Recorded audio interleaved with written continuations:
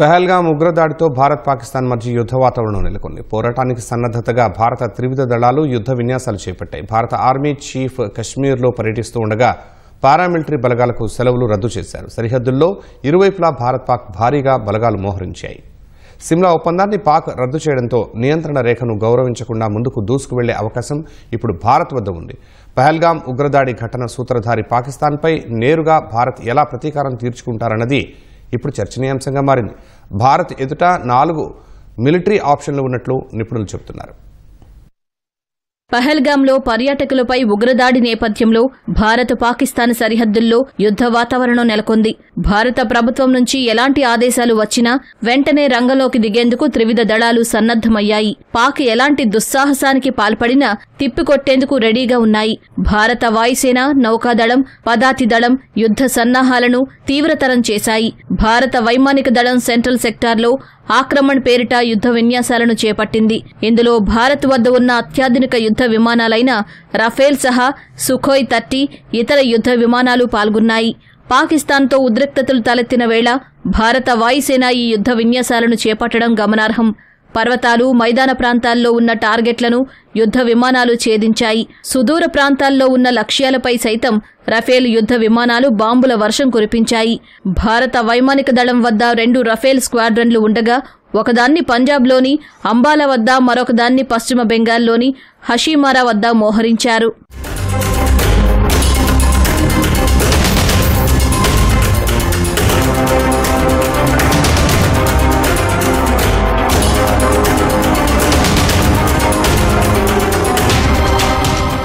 మరోవైపు భారత నౌకాదళం కూడా అప్రమత్తంగా ఉంది.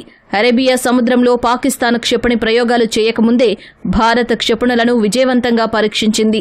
Guided missile destroyer INS Surat తొలిసారి గగనతలంలో వస్తున్న లక్ష్యాన్ని అత్యంత ఖచ్చితత్వంతో ఛేదించినట్లు నౌకాదళం వెల్లడించింది. అటు విమాన వాహక నౌక ఐఎన్ఎస్ విక్రాంత్ కూడా అరేబియా సముద్రంలోకి వచ్చింది.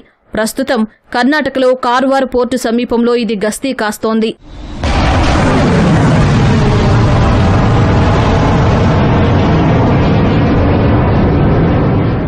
పహల్గామ్ ఉగ్రదాడి నేపథ్యంలో దేశంలోని పారామిలిటరీ బలగాలకు సెలవులు రద్దు చేసినట్లు ఉన్నతాధికారులు వెల్లడించారు. సెలవులపై వెళ్లిన జవాన్లు వెంటనే రిపోర్ట్ చేయాలని ఆదేశాలు జారీ చేశారు. జమ్మూ కాశ్మీర్ పరిస్థితులపై అన్ని మిలిటరీ విభాగాల్లో ప్రత్యేక సమావేశాలు ఏర్పాటు చేశారు. శ్రీనగర్లోని విమానాశ్రయంలో సైన్యం భద్రతను కట్టుదిట్టం చేసింది. జమ్మూ కాశ్మీర్ అంతటా భద్రతా దళాలను మోహరించారు. ఉగ్రవాదుల ఆచూకీ కోసం వేట మొదలుపెట్టారు. జమ్మూ కాశ్మీర్లో పరిస్థితిని సమీక్షించడానికి భారత సైన్యాధిపతి జనరల్ ఉపేంద్ర ద్వివేది కశ్మీర్కు చేరుకున్నారు. శ్రీనగర్, ఉదంపూర్లో ఆయన పర్యటిస్తున్నారు. కశ్మీర్ లోయలోని ఆర్మీ కమాండర్లు, ఇతర భద్రతా ఏజెన్సీల ప్రతినిధులతో భేటీ అవుతున్నారు.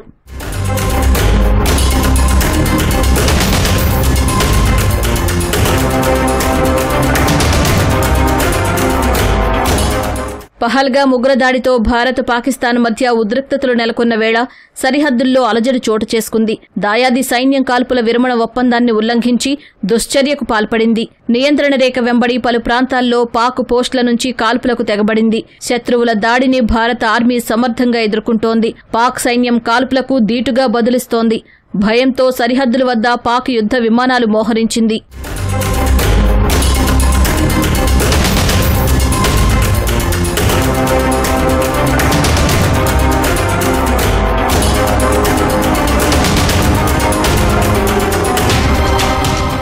పహల్గామ్ ఉగ్రదాడి ఘటన సూత్రధారి పాక్పై నేరుగా భారత్ ఎలా ప్రతీకారం తీర్చుకుంటుంది అనేది ఇప్పుడు చర్చనీయాంశంగా మారింది.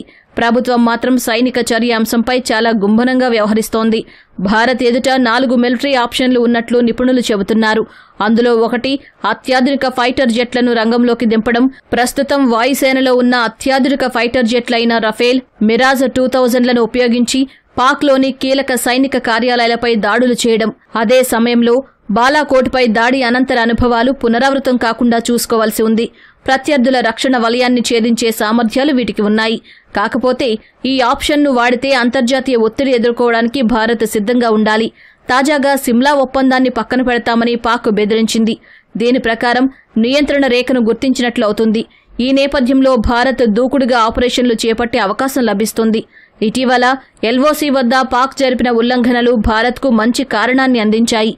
ఈ క్రమంలో ఉగ్ర స్థావరాలను లక్ష్యంగా చేసుకుని ఆపరేషన్లు చేపట్టవచ్చు. కాకపోతే అత్యంత కఠినమైన భౌగోళిక పరిస్థితులు మన దళాలకు సవాలుగా మారవచ్చు.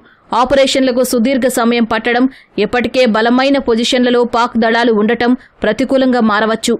భారీ టార్గెట్లను గుర్తించి సర్జికల్ స్ట్రైక్స్ చేయడం కూడా భారత్ ఎదుట ఉన్న మరొక ఆప్షన్. కాకపోతే పాక్ అప్రమత్తంగా ఉండటంతో ఈ ఆపరేషన్లు దానిని షాక్కు గురిచేయవు. ఈ దాడులు అమలు చేయాలంటే రియల్ టైం ఇంటెలిజెన్స్, శక్తివంతమైన దళాలు, ఖచ్చితమైన ప్లానింగ్ అవసరం. లక్ష్యాలపైకి గురిపెట్టి భారీ శతఘ్నులు, స్నైపర్ గన్స్తో కాల్పులు జరపడం మరో ఆప్షన్గా ఉంది. వీటితో పాటు భారీ మోర్టార్లు కూడా వాడొచ్చు. వీటి వల్ల తక్కువ ఉద్రిక్తతలు తలెత్తుతాయి.